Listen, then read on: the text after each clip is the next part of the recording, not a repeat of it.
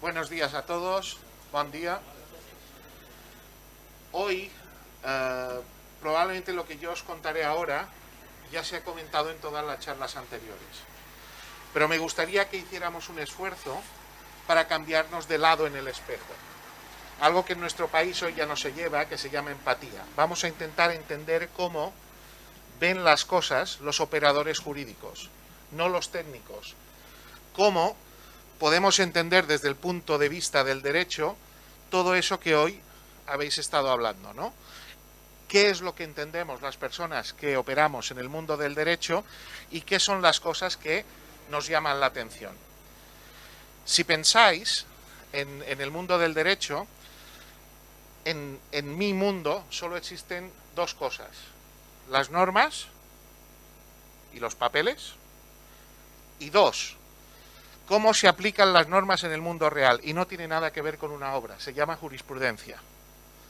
Lo único que a nosotros como operadores nos llama la atención es cómo van a pensar los jueces, cómo va a pensar el fiscal, cómo esa realidad que hoy habéis estado hablando del estudio, del plan, que tienen que ser completos, cómo eso tiene un reflejo en nuestro mundo, porque nuestro mundo sigue unas reglas paralelas al vuestro, y donde se crucen esas dos estaremos hablando de cosas que nos interesa, que os interesa saber, ¿no? Creo que esa es un poco la idea de esta charla, que voy a procurar que sea muy corta. Y segundo, mientras hablemos de todo esto que tengo aquí, me gustaría que tuvierais una imagen en la cabeza, y es la imagen de un embudo tumbado. Aquí está la parte pequeña del embudo, cuando hablamos del estudio o hablamos de actividades en proyecto. Y ese embudo se abre cuando entramos en la fase de ejecución. Cuando terminemos, os contaré por qué esa forma de entender el embudo tiene una aplicación práctica a la hora de que los operadores del derecho entendamos qué está pasando en una obra cuando hay un accidente, cuando no hay un accidente, pero ha habido una puesta en peligro. Esa es una decisión política. Cuando en el Estado de Derecho decidimos castigar una puesta en peligro, es una decisión política. ¿Y de dónde viene esa decisión política? Esta es una frase del que el año pasado aún era fiscal superior de Canarias, Luis del Río Montes de Oca. Es un fiscal especialista, ha escrito varios manuales, su tesis doctoral trataba sobre riesgos laborales y la construcción. Y esta frase resume para él el interés del Estado. Los costes humanos en que se han traducido estos elevados índices de accidentalidad en la construcción son insoportables para nuestra sociedad. Y un día hemos decidido parar. ¿Y cuál es la respuesta del Estado cuando decide parar? El castigo. Esa es su primera respuesta. Y el castigo lleva aparejado otra respuesta, que es la prevención. ¿Cómo vais a trabajar la prevención? Cuando hablemos ahora de cada uno de los aspectos, veréis que desde todos los puntos el Estado ha decidido actuar. Ha decidido actuar desde la vía administrativa, ha decidido actuar desde la vía social, ha decidido actuar desde la vía penal. El Estado ha puesto toda su maquinaria a parar el problema de la seguridad y salud en la construcción. ¿Por qué? Justo antes, la persona que estaba antes ha sacado unos índices de accidentes, y en un momento de su presentación ha dicho este número de accidentes necesita de una reacción. Y vosotros pensad en una frase que hay en una sentencia muy famosa, y es: el trabajador que sale de su casa va a trabajar, tiene que volver a su casa. Eso resume el interés del Estado, y el Estado como medida coercitiva, ¿vale? O sea, no entendemos como Estado que alguien salga de su casa a trabajar y no vuelva. Algo ha fallado. Y ahora vamos a intentar prever, y además de prever vamos a castigar, porque un fallo en la prevención tiene que implicar un castigo, ¿vale? Fijaros en estos tres puntos que hay aquí. En un número muy grande de sentencias, Los jueces lo que quieren ver es coherencia. No basta cumplir materialmente. El estudio básico de seguridad y salud, o el estudio de seguridad y salud, no es un papel. No es un papel, desde luego, que hacemos con un programa donde seleccionamos casillas y le damos a imprimir. Ya lo he oído antes. Se ha dicho que el estudio tiene que ser coherente con la obra en la que estamos. Y ese es un primer criterio que se va a vigilar. Es quizá el primer criterio que se va a vigilar por un juez. Eso un juez lo entiende. ¿Qué me están trayendo a la mesa? ¿El papel que me están trayendo refleja lo que pasaba? ¿Refleja aquella obra? ¿No? ¿Estaba adaptado a la obra? El segundo es la concurrencia de empresas. Una de las segundas cosas que llama mucho la atención a los jueces es, oiga, ¿cómo interoperan las empresas que están en una obra? ¿Cómo han previsto los riesgos para esa interoperación? Es decir, si los señores que están en la planta número 1 han terminado de trabajar y retiran las protecciones colectivas de las redes, ¿qué mecanismo hemos previsto para los que están ahora mismo trabajando arriba en la cubierta? Y os llevaríais una sorpresa, también lo he oído, las líneas de vida son ese último recurso, ¿no?, que está ahí. No. Es importante. Hay muchas sentencias que lo que te dicen es, oiga, especialmente debió preverse en ese estudio previo qué pasaría si había una concurrencia de empresas trabajando, qué medidas podían afectar y cruzarse, ¿vale? Y el tercero, el anexo 2 del Real Decreto 1627. Sabéis que tiene 10 puntos y sabéis que en su propio nombre alguien dijo que era no exhaustivo. Es decir, son 10 puntos indicativos que, si se dan en la obra, tienen que estar previstos. No los únicos, pero esos 10 tienen que estar. La falta de uno de esos 10 puntos va a implicar seguramente un problema grave, porque esos deben ser vigilados. Imaginaros un caso, ha habido mucho trabajo por parte de las aseguradoras de la arquitectura técnica, colegios profesionales, para enseñarle a los jueces y a los fiscales que la dirección facultativa y el coordinador de seguridad, integrado en ella, no son guardias jurados. Ha costado muchos años de trabajo explicar que nosotros preveemos lo que se va a hacer y coordinamos la seguridad y salud en el trabajo, pero no puedo estar persiguiendo al señor o a la señora que se acaba de quitar el casco y que se acaba de soltar de la línea de vida, porque no puedo estar detrás de todos, pero tengo que haberlo previsto. Imaginaros cuando tú organizas una defensa con ese argumento que ya ha sido aceptado y hay un fallo en el estudio, en el plan, y acabas condenado. Esa hora que no dedicamos a la revisión del plan, ese sacarlo rápido, puede anular un trabajo que, de verdad, los accidentes ocurren. No podemos evitarlo. O sea, ojalá fuéramos capaces de evitar todos los accidentes. Ahora que hemos conseguido que los jueces entiendan que el coordinador de seguridad y salud no es un guardia jurado que tiene que perseguir a cada uno de las personas que están en la obra, vamos a conseguir que nos condenen por un error en la documentación. Lo cual nos lleva a otro punto que hay que tener en cuenta. Los coordinadores de seguridad y salud y en general la dirección facultativa os habéis convertido en archiveros de papeles. No hay defensa posible sin documentación. No la hay. Porque la carga que nos impone la normativa hoy en día implica que tenemos que trabajar. Ya sé que trabajamos. Pero es que tenemos que poder demostrarlo 5 años después, 6 años después. Choca, claro, pero es que necesito que lo veáis como lo vemos las personas que actuamos jurídicamente en vuestro mundo. Esas 3 cosas, puede haber muchas más, pero estas 3 cosas suelen tratarse en casi todas las sentencias importantes que hablamos. El estudio era coherente, reflejaba la obra de verdad. ¿Cómo preveímos uno de los riesgos concretos, que es la interacción de diferentes empresas dentro de la obra? Para eso hay una coordinación. y esos puntos que hay que vigilar siempre en cualquier obra, ¿no? Fijaros que la primera frase dice que el estudio es responsabilidad del promotor.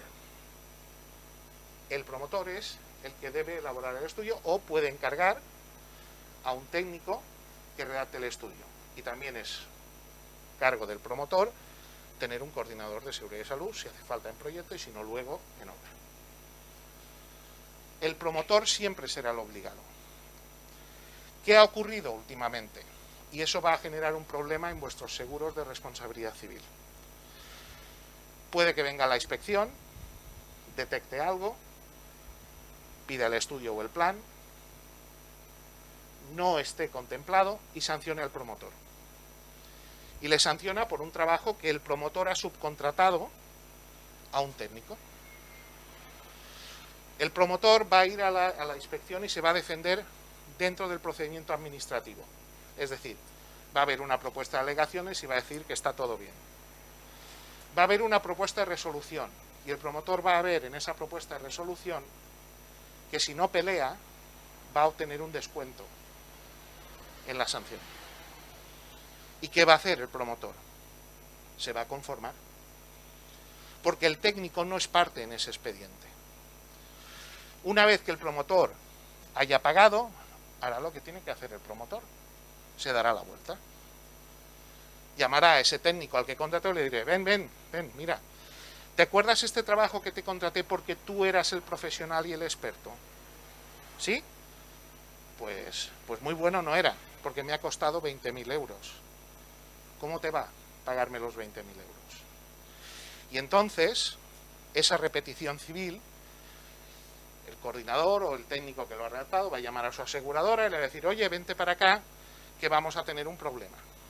Y la aseguradora va a venir, pero va a venir a pagar. Porque ya no puedes hacer nada. O sea, el promotor que no se ha defendido en su momento, que no ha defendido el trabajo, ya ha resultado el pagador. Para que un juez en vía de repetición estime que, bueno, es que a lo mejor no era tan malo, bueno, yo lo llamaría casi misión imposible, porque eso ha terminado en un ámbito extraño a ti, y lo que te repiten es el dinero que han pagado por ti. Entonces, si tenemos conocimiento de que el promotor está teniendo problemas con nuestra documentación, vamos a hacer dos cosas. Una, asistirle, porque somos un profesional que ha contratado para esto. Dos, dar un parte preventivo a nuestra aseguradora. Por si acaso. Por si acaso. No hace mucho en el despacho llevamos uno en el que el promotor no comunicó nada, absolutamente nada al coordinador de seguridad.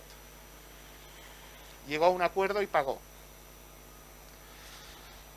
Le pone una reclamación civil al coordinador de seguridad. Con la mala suerte que el coordinador de seguridad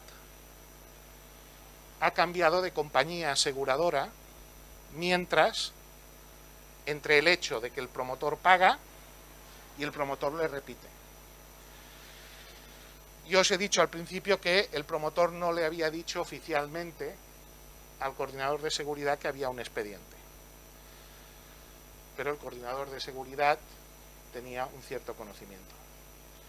Tuvimos la gran suerte de que esto no se supo.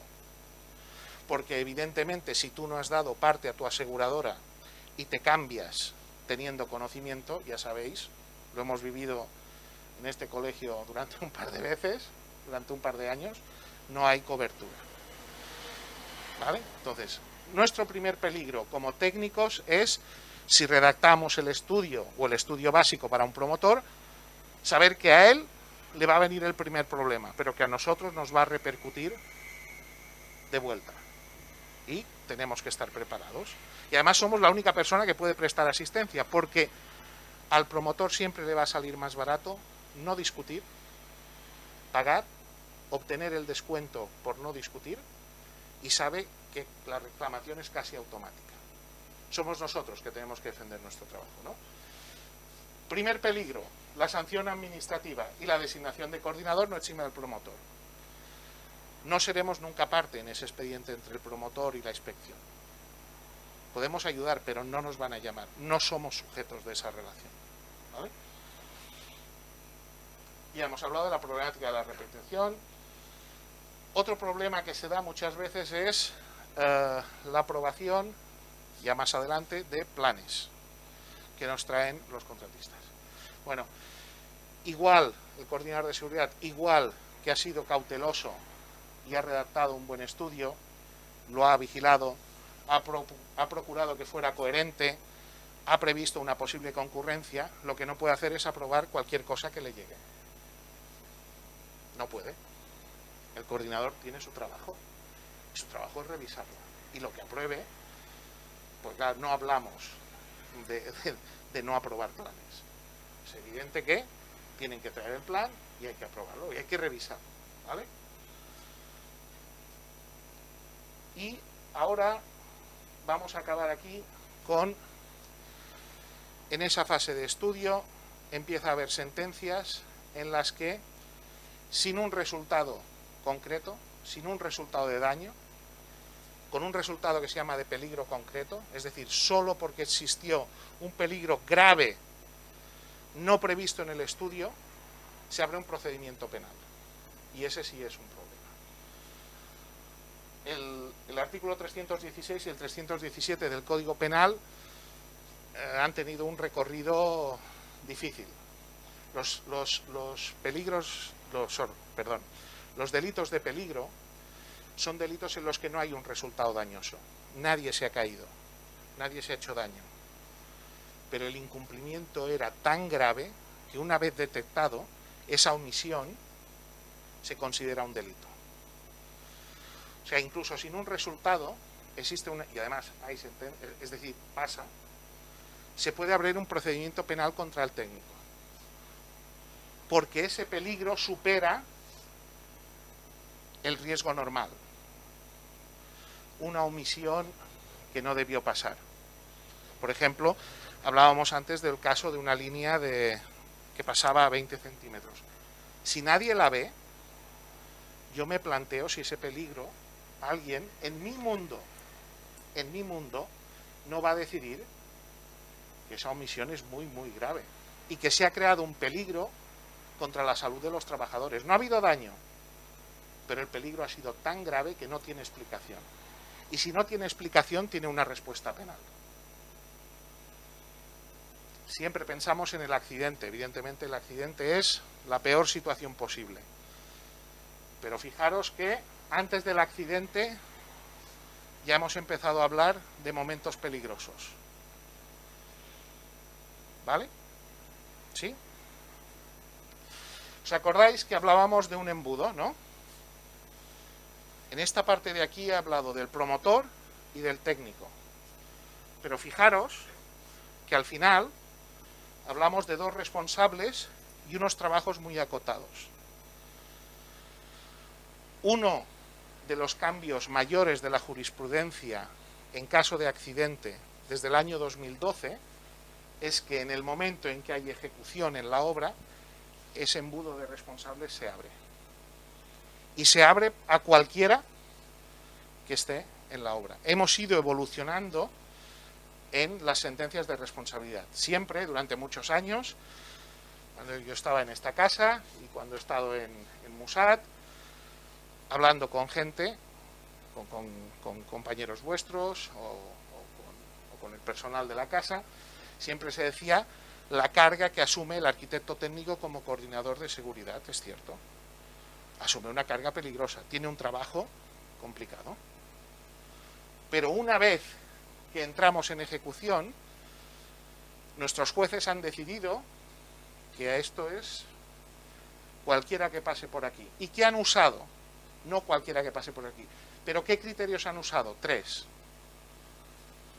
¿Quién tuvo que garantizar que no pasaría nada durante la obra? Que venga el coordinador de seguridad, que venga el promotor, que vengan los administradores de la promotora o de la contrata o del subcontratista. ¿Qué hicieron ellos para formar a sus trabajadores? ¿Qué hicieron ellos para redactar planes que se adaptaran a un estudio? Pero, y aquí empieza a abrirse, que vengan los recursos preventivos. Al principio esto era impensable. ¿Cómo vamos a sancionar penalmente a otro trabajador? Hoy, el recurso preventivo, espero que no haya ningún contratista por aquí, pues hay recursos preventivos muy buenos y otros señores y señoras que son recursos preventivos. Si el accidente se produce en su tajo, muchas sentencias son, el accidente se produce en su tajo, en el que debe vigilar especialmente, porque para eso es el recurso preventivo, y no lo hace. O el accidente se produce cuando abandona su puesto, se está ejecutando el tajo que él debe vigilar o que ella debe vigilar, y entonces se produce un accidente porque no ha dado o no ha avisado de las condiciones. Fijaros que este escalón ha costado mucho en nuestra jurisprudencia. Vamos a condenar a otros trabajadores junto con todos aquellos señores que hasta ahora nos parecían malos malísimos. Pues claro, nos parecía malo malísimo los administradores de la promotora, los de la constructora, los de la subcontrata, la dirección facultativa, todos estos tenían que garantizarlo, pero es que ahora vamos también al trabajador. Por delegación, encargados y jefes de obra, una figura que en la jurisprudencia es muy difícil de distinguir. Encargado, jefe de obra, usted es el responsable, ¿usted quién es? Tal persona. ¿Y usted por qué está aquí? Porque trabajo para el constructor, el contratista. ¿Y usted qué hace aquí? Hombre, yo controlo que se ejecute. ¿Usted controla? Sí. Tire para adentro. Porque usted es el delegado de estos señores en obra y tiene un conocimiento y usted controla por el patrón, hablando en terminología antigua. Usted controla por el empresario. A partir de aquí, ahora hay algunas sentencias que incluso hablan de otros trabajadores sin ninguna especial formación. Y de hecho habla de ellos porque no tienen ninguna especial formación. Alguien a quien se le dijo, o alguien que se consideró suficientemente valiente como para manejar una retroexcavadora, sin título, y causa un accidente. Van a ir todos los de la cadena, pero el que llevaba la retroexcavadora también. Y no es ninguno de los garantes, ni es el delegado, ni nadie que tuviera que vigilar. Pero es que usted nunca debió subirse a manejar la máquina. Fijaros cómo de un mundo que tenemos controlado y cerrado se abre. Y no nos engañemos, aparte de abrirse por estas tres cosas, hay un motivo económico para que se abra. Después de la remodelación del baremo de accidentes, que sabéis que se usa como referencia para los accidentes de trabajo, el baremo de accidentes de circulación, el volumen de las indemnizaciones se calculó en el primer año por parte de las aseguradoras de construcción que implicaba un aumento de al menos el 20% en sus indemnizaciones. Cada día hacen falta más aseguradoras para cubrir la reparación del daño. Cada día tenemos que ampliar, porque lo que es impensable ya no es que alguien salga de su casa y no vuelva, que es impensable. Es que además no le reparemos el daño que le hemos causado. Y al final solo cabe una reparación económica. Hay cosas que no tienen otra solución, por desgracia.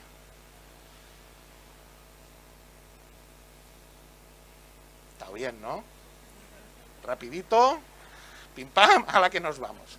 ¿Qué os quiero...? Estoy seguro de que hoy habéis hablado muchísimo de esa parte técnica, esas iniciativas que hacen que el estudio tenga un sello de calidad, que esa documentación sea buena.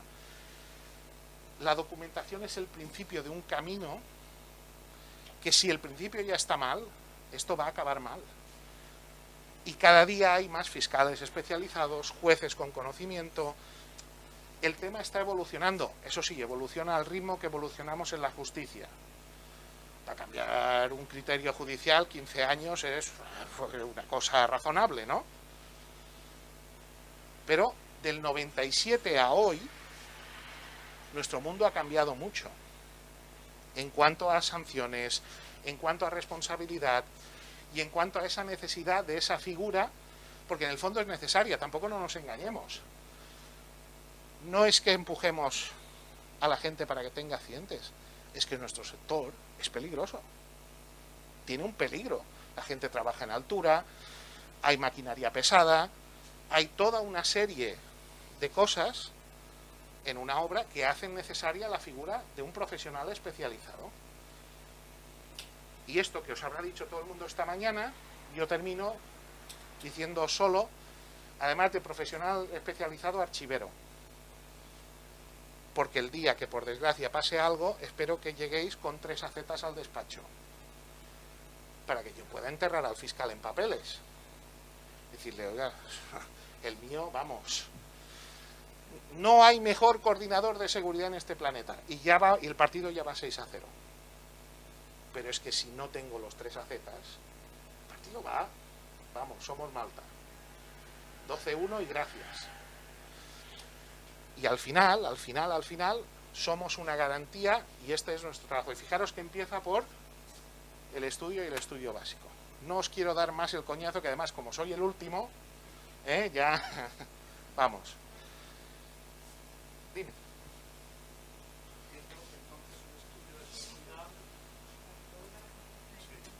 ¿Has visto qué es? Voy. A raíz de su intervención se puede entender que es bueno que un estudio de seguridad contenga una evaluación exhaustiva de riesgos. Como abogado, no como técnico, como abogado te diría, ¿qué es una evaluación exhaustiva de riesgos? Entiendo que has visualizado en tu mente toda la obra, has previsto todas las posibilidades y lo que no has previsto, porque es un estudio, has dejado claramente una coletilla que dice, lo decíamos antes, ¿no? Yo no lo he podido prever, pero si me encontrara amianto en un pilar, haremos esto.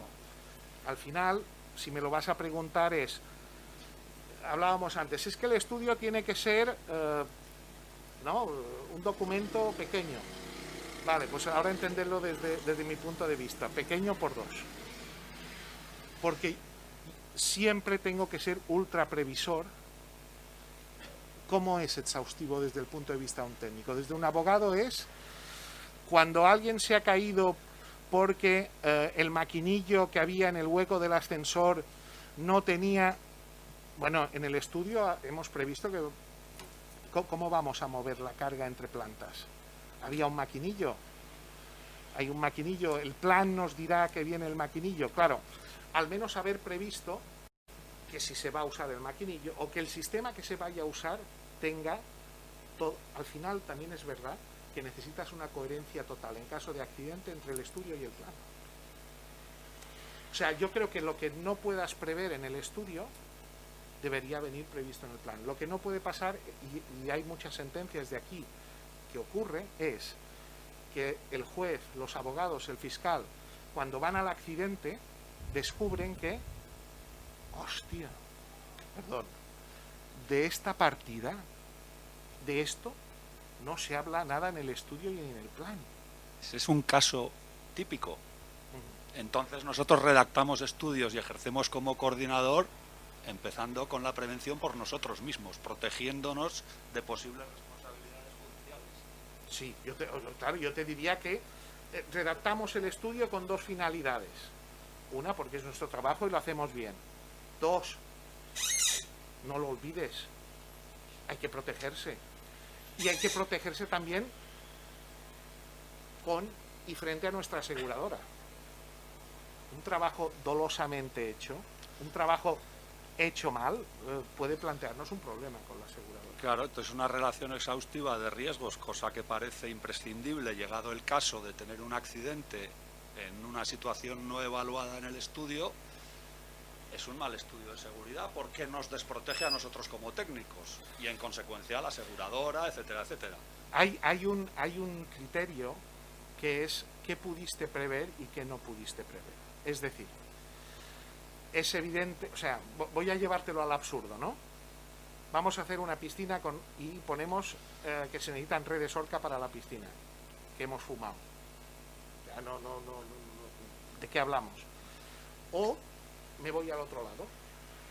Hacer un estudio en el que yo prevea qué es lo que va a hacer el contratista cuando venga y prever todas las posibles formas de ejecución, pues se me antoja imposible porque la perfección no existe.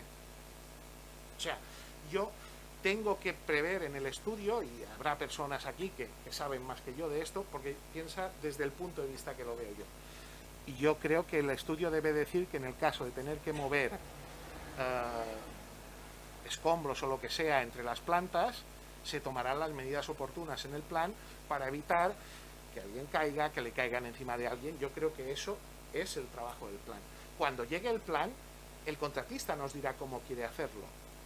Y solo lo aprobaremos, entiendo, si de verdad vemos una forma. Hay un accidente ocurrido en Baleares que siempre usamos el mismo ejemplo. La probabilidad de ocurrencia de ese accidente calculada matemáticamente era 0,000. 8 bloques de edificios, 2 grúas, cierre de trabajo.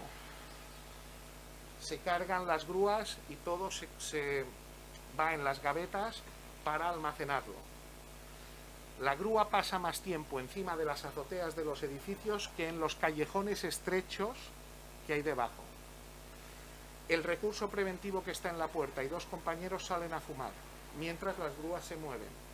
Los operarios de las grúas están con el mando, con un compañero que va siguiendo el movimiento de la grúa. Cuando terminan de fumar el cigarrillo, el recurso preventivo, los otros 2 compañeros vuelven a la obra. En ese momento exacto está pasando una de las grúas con una gaveta por encima de ellos.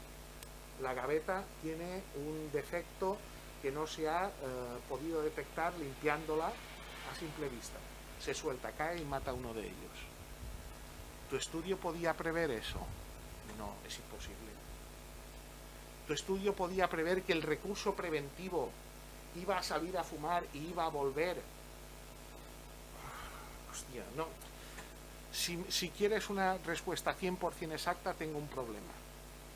Porque solo dependiendo del accidente de cada caso, analizaremos si de verdad ha sido exhaustivo o no. Riesgos, no sé. Es que si no hubiera sobras evaluar los riesgos del montaje de un falso techo de chapa. Pues existe, en la cabina de un ascensor. Existe. Luego tengo que poner falsos techos de chapa, sí. Entonces me sale un documento de bueno, pero yo creo que todo dependerá de cómo los redactes, ¿no? No sé, ¿eh?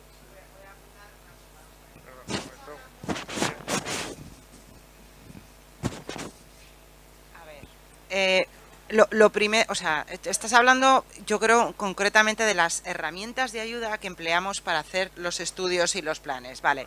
Pero es una herramienta de ayuda. Primero, ya anticipo que nosotros, si no somos técnicos superiores en prevención de riesgos laborales, no podemos evaluar un riesgo, ¿vale? Podemos identificar un riesgo, pero no someterlo a un proceso de evaluación según un método establecido de trabajo. Por lo tanto, hay programas que le das así, te sale una tabla de evaluación que no sabemos ni lo que pone. Entonces, ¿qué pasa? Lo que dice, o sea, yo te entiendo lo que dices, debe de ser completo el estudio. Completo no significa que incluya, bueno, voy a poner la grúa, el maquinillo, no sé, los camión grúa, no sé, cuando no vas a utilizar todo eso, porque tú has hablado de la coherencia, Después, si te dejas una y si te dejas pero yo creo que es lo que tú dices.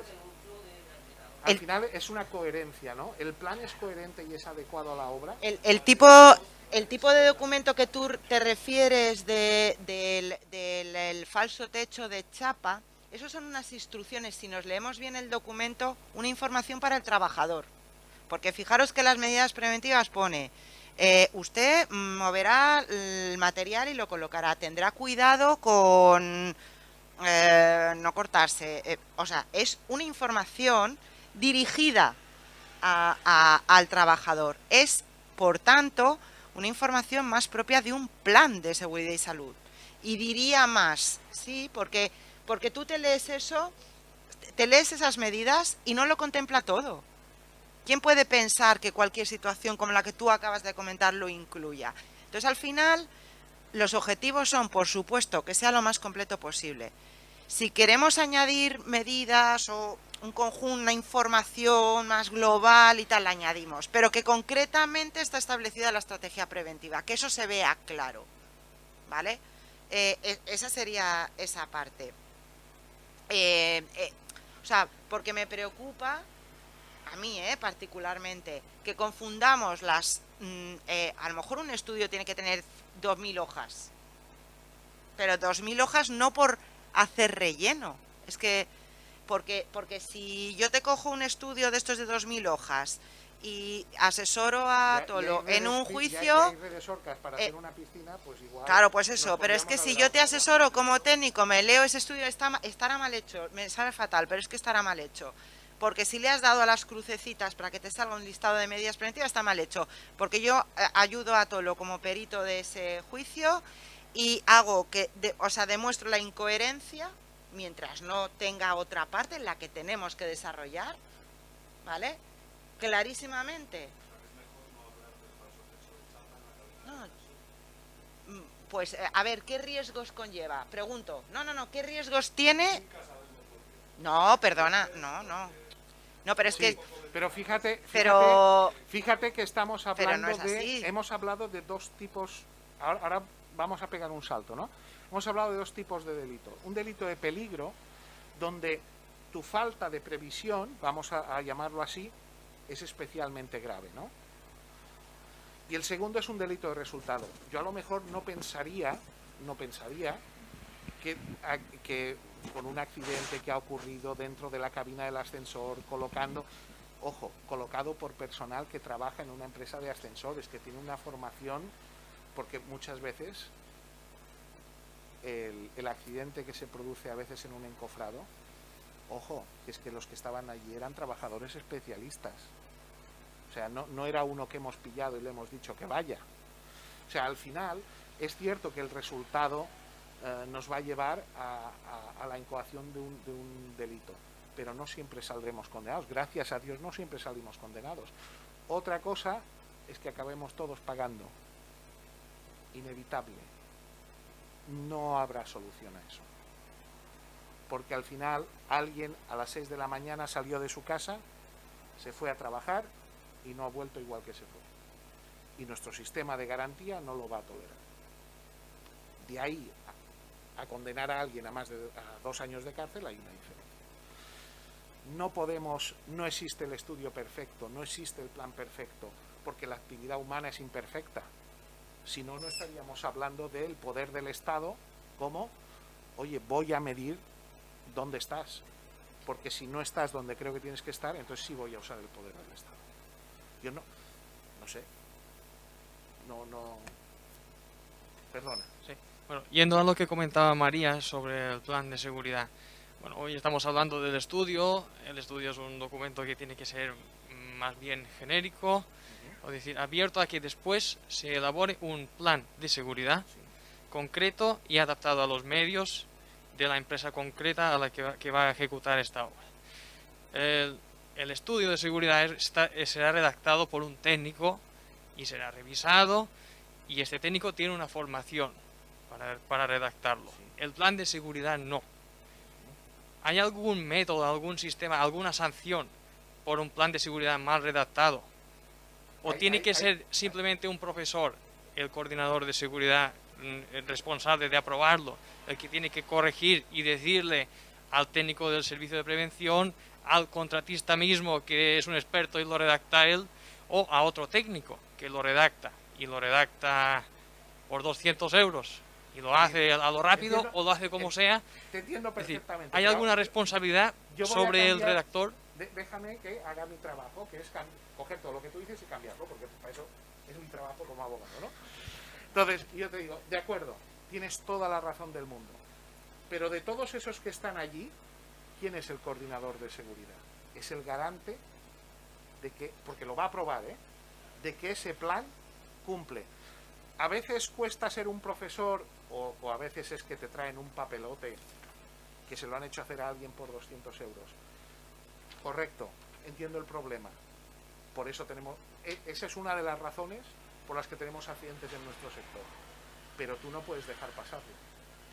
Tú eres el coordinador de seguridad, porque tú sí que vas a tener un problema.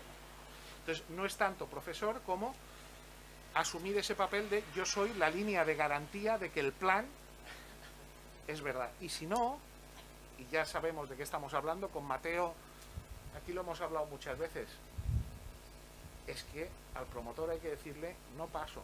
Y claro, todos tenemos que comer a final de mes. Pero es que no paso. Porque si paso por esta y pasa algo, dentro de 5 años, en un pasillo, vendrá el abogado y me dirá, nen, 2 años, nos conformamos, es tu primer delito, pero nos ha ido justito. Por cierto, quedas inhabilitado para hacer de coordinador de seguridad durante los próximos 2 años. Sé lo que tú tengo clarísimo lo que tú me preguntas, pero sé también lo que te tengo que contestar, porque dentro de 2 años en un pasillo te diré, es que no me importa, es que hay un señor vestido de Batman dentro que me acaba de decir que salga a hablar contigo, porque si entramos,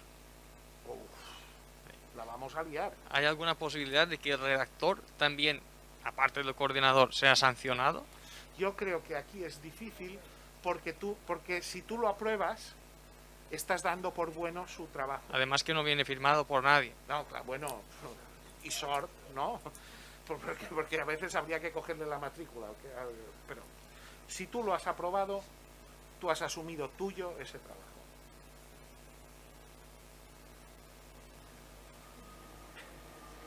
Mes.